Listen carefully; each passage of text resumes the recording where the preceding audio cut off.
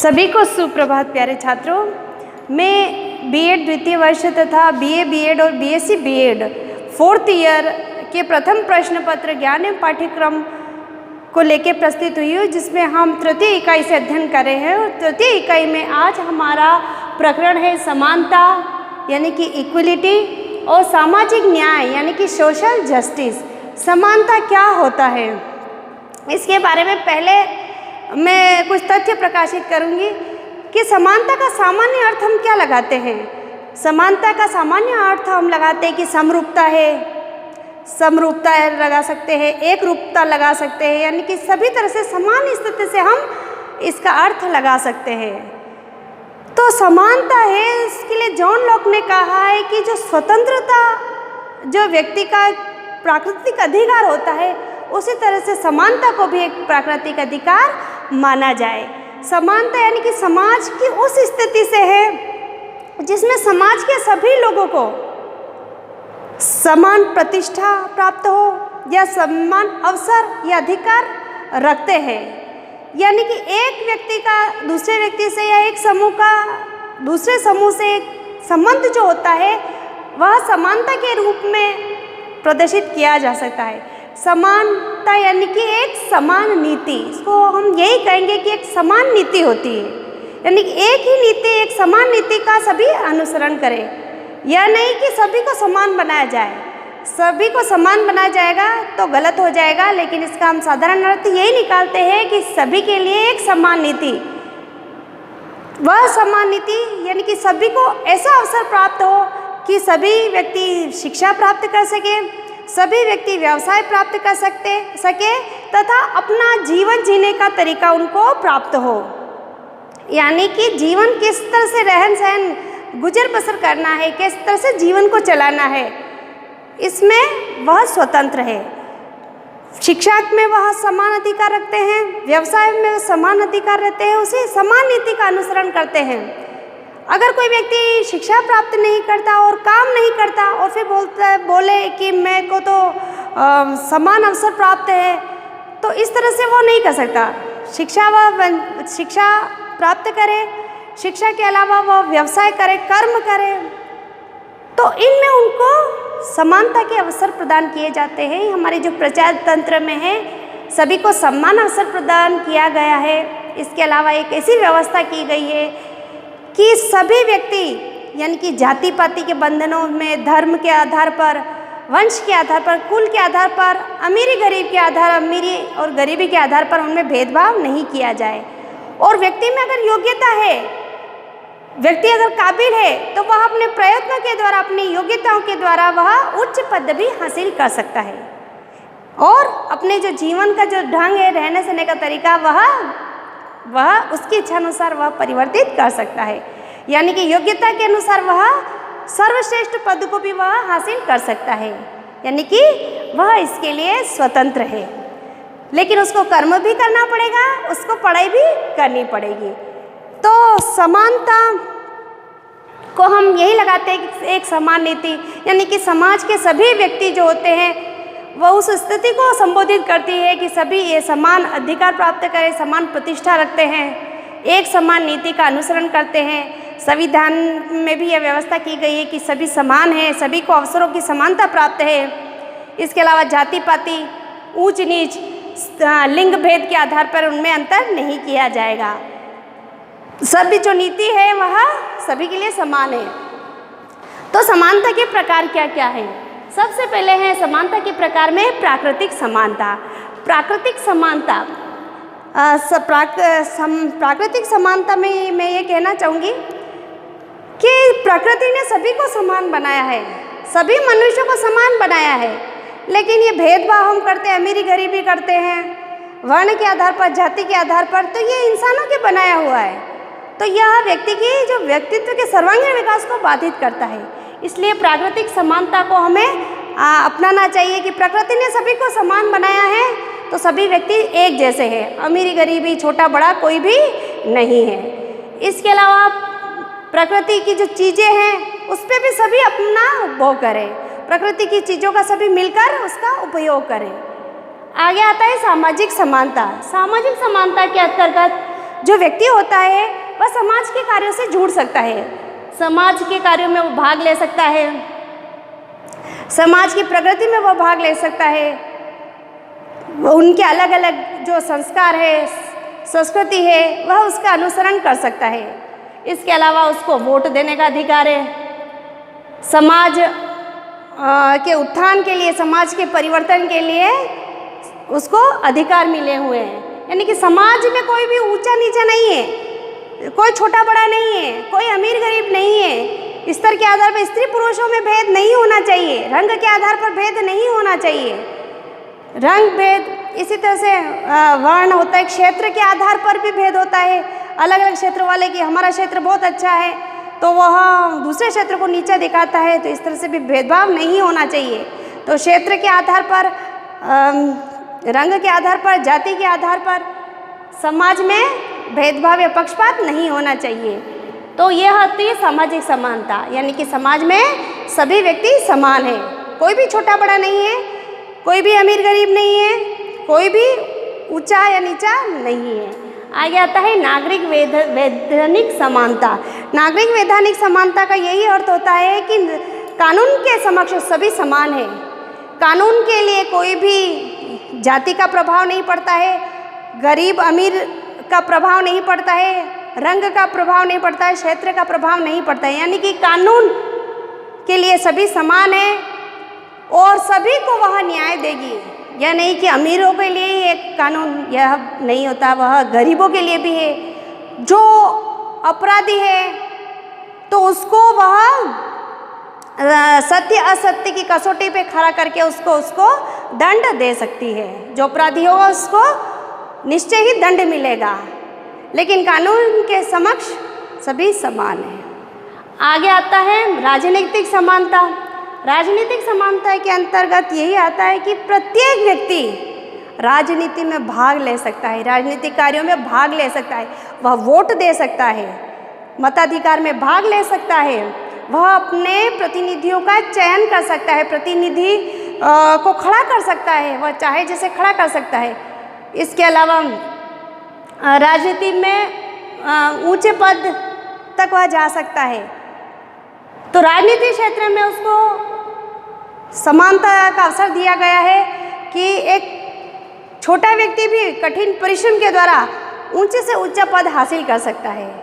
तो इसमें भी वर्ण भेद, लिंग भेद, जाति भेद यह हम नहीं देखते। तो राजनीति में वह राजनीतिक कार्यों में भाग ले सकता है, समाज के कार्यों में वह भाग ले सकता है। आगे आता है आर्थिक समानता। आर्थिक समानता के अंतर्गत प्रत्येक व्यक्ति को अधिकार है कि वह अपना रोजगार चयन कर सके, अपना व्यवसाय चयन कर सके, अपने जीने के तरीकों को चयन कर सके। आर्थिक समानता यही कहलाता है कि सभी व्यक्ति को अपने रोजगार चयन करने या व्यवसाय चयन करने का अधिकार है। वह चाहे तो ऊंचे से ऊंचा पद हासिल कर सकता है, इसके लिए उसको मेहनत की ज़रूरत पड़ेगी। तो आर्थिक समानता में अमीर गरीब का जो फासला होता है वह नहीं होता। एक श्रमिक व्यक्ति होता है, वह भी कठिन परिश्रम के द्वारा अमीर बन सकता है, बड़ा व्यवसाय चयन कर सकता है। तो आर्थिक आधार पर भी सभी समान हैं। इसके अलावा शिक्षा में समानता के सूचक तत्व कौन कौन से हैं? सबसे पहले है अधिगम्य समानता। अधिगम्य समानता यानी कि जो भी शिक्षा क्षेत्र में प्रवेश करता है तो उसे किसी जाति, कुल, वंश, लिंग भेद आदि के आधार पर भेदभाव नहीं किया जाएगा। यानी कि शिक्षा के क्षेत्र में, सीखने के क्षेत्र में सभी को समान अवसर प्राप्त है।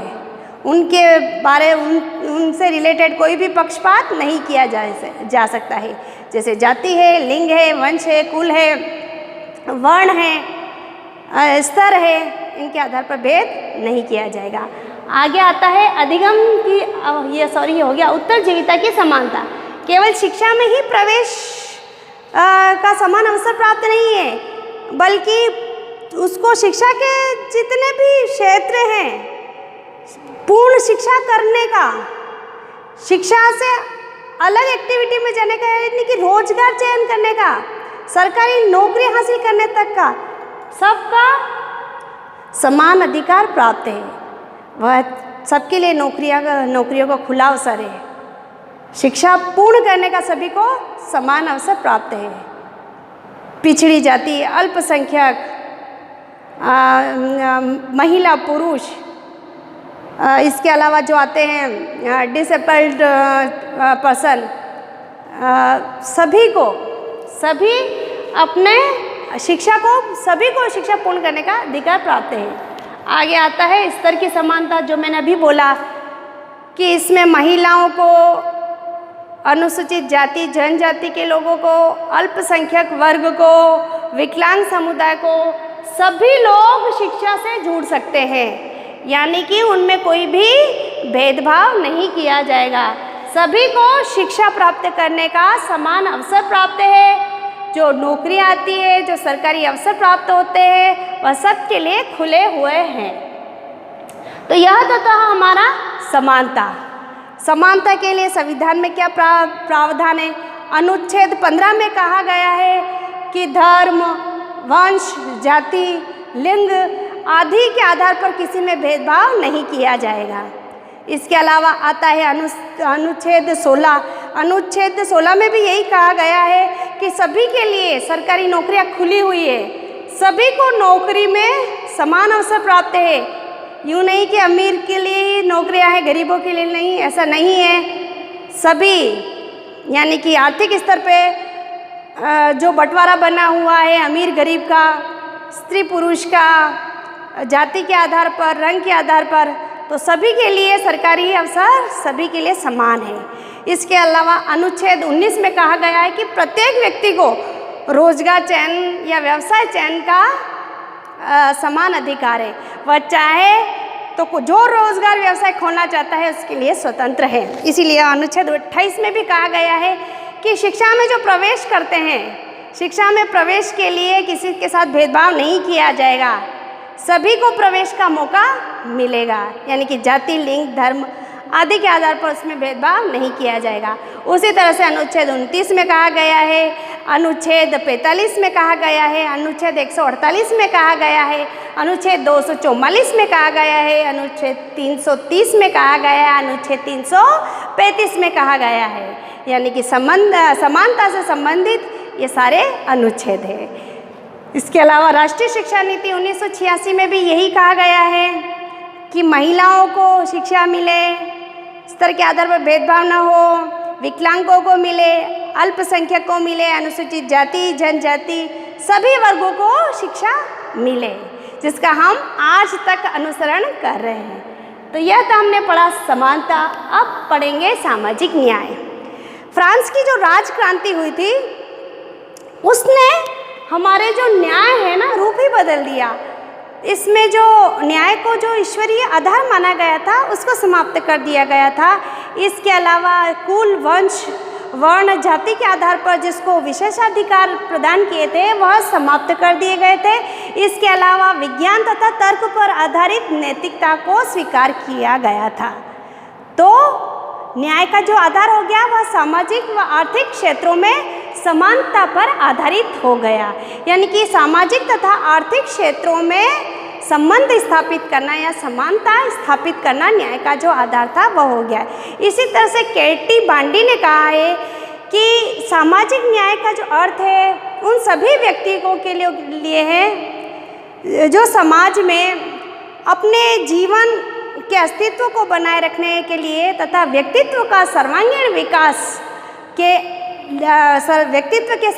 विकास के लिए अवसर में समानता रखता हो, यानी कि सभी को अपने जीवन के अस्तित्व को बनाए रखने के लिए तथा अपने व्यक्तित्व के सर्वांगीण विकास के लिए समान अवसर प्राप्त है।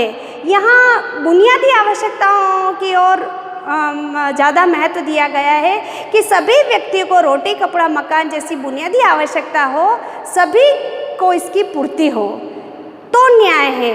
न्याय को हम जस्टिसिया भी कहते हैं। जस्टिसिया एक लैटिन शब्द है, लेकिन जो जस्टिस है उसका हिंदी रूपांतरण न्याय है और इसको सामान्य अर्थ हम लेते हैं जोड़ना यानी कि जो विभिन्न आदर्श है, मूल्य है, उनमें संबंध स्थापित करना, उनमें समन्वय करना ही न्याय है।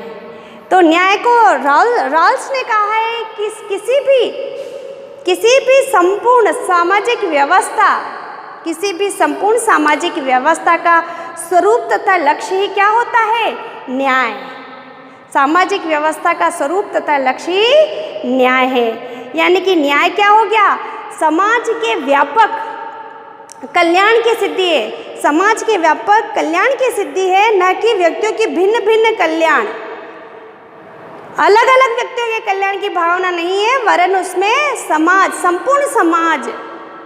संपूर्ण समाज के व्यापक कल्याण की सिद्धि की भावना इसमें रहती है। इसी तरह से हमारे प्लेटो महोदय हैं, उन्होंने रिपब्लिक जो पुस्तक लिखी थी, तो इस रिपब्लिक पुस्तक का प्रारंभ ही न्याय से होता है।